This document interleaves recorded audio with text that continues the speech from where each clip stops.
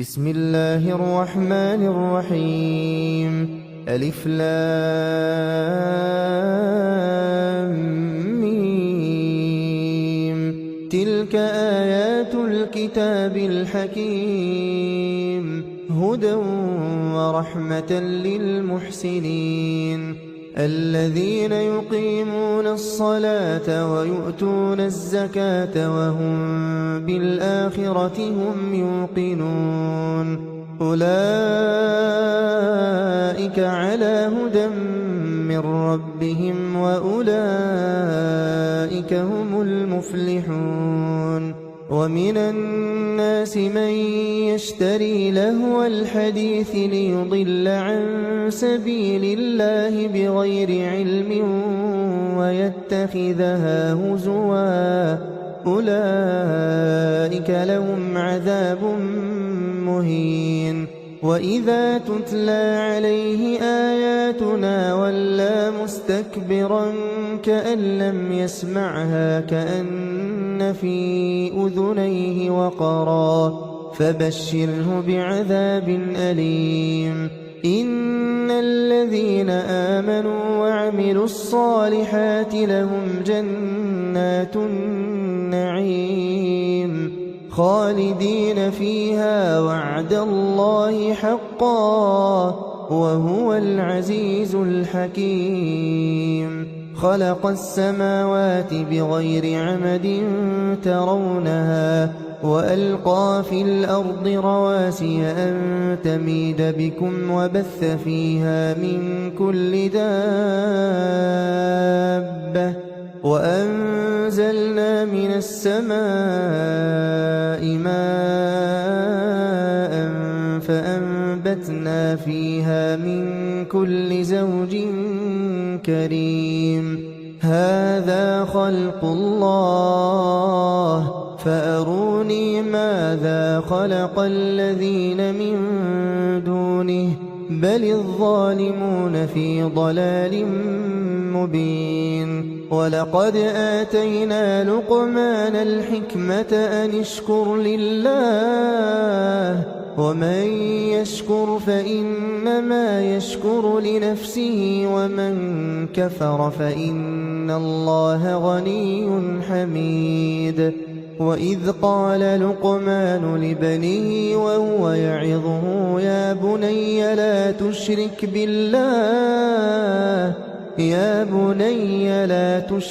بالله إن الشرك لظلم عظيم. ووصينا الإنسان بوالديه حملته أمه وهنا على وهن وفصاله في عامين أن اشكر لي ولوالديك إلي المصير. وإن جاهداك على أن تشرك بي ما ليس لك به علم فلا تطعهما وصاحبهما في الدنيا معروفا واتبع سبيل من أناب إلي ثم إلي مرجعكم فأنبئكم بما كنتم تعملون. يا بني إنها إن تك مثقال حبة من خردل فتكن في صخرة أو في السماوات أو في الأرض يأت بها الله إن الله لطيف خبير. يا بني أقم الصلاة وأمر بالمعروف وانه عن المنكر واصبر على ما أصابك إن ذلك من عزم الأمور. ولا تصعر خدك للناس ولا تمش في الأرض مرحا إن الله لا يحب كل مختال فخور. وقصد في مشيك واغضض من صوتك إن أنكر الأصوات لصوت الحمير. ألم تروا أن الله سخر لكم ما في السماوات وما في الأرض وأسبغ عليكم نعمه ظاهرة وباطنة ومن الناس من يجادل في الله بغير علم ولا هدى ولا كتاب منير وإذا قيل لهم اتبعوا ما أنزل الله قالوا بل نتبع ما وجدنا عليه آباءنا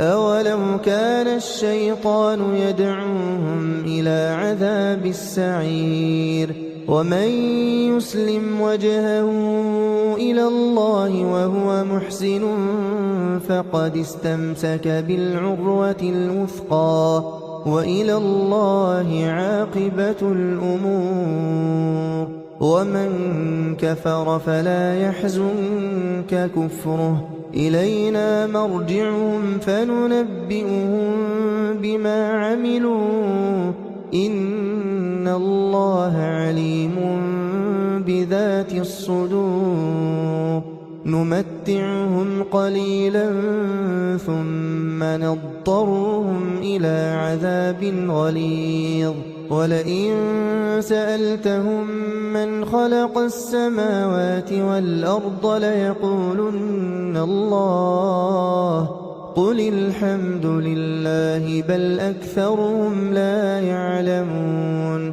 لله ما في السماوات والأرض إن الله هو الغني الحميد ولو أن ما في الأرض من شجرة أقلام والبحر يمده من بعده 7 أبحر ما نفدت كلمات الله إن الله عزيز حكيم ما خلقكم ولا بعثكم إلا كنفس واحدة إن الله سميع بصير ألم تر أن الله يولج الليل في النهار ويولج النهار في الليل وسخر الشمس والقمر كل يجري إلى أجل مسمى وأن الله بما تعملون خبير ذلك بأن الله هو الحق وأن ما يدعون من دونه هو الباطل وأن الله هو العلي الكبير ألم تر أن الفلك تجري في البحر بنعمة الله ليريكم من آياته إن في ذلك لآيات لكل صبار شكور وإذا غشيهم موج كالظلل دعوا الله مخلصين له الدين فلما نجاهم إلى البر فمنهم مقتصد وما يجحد بآياتنا إلا كل ختار كفور يا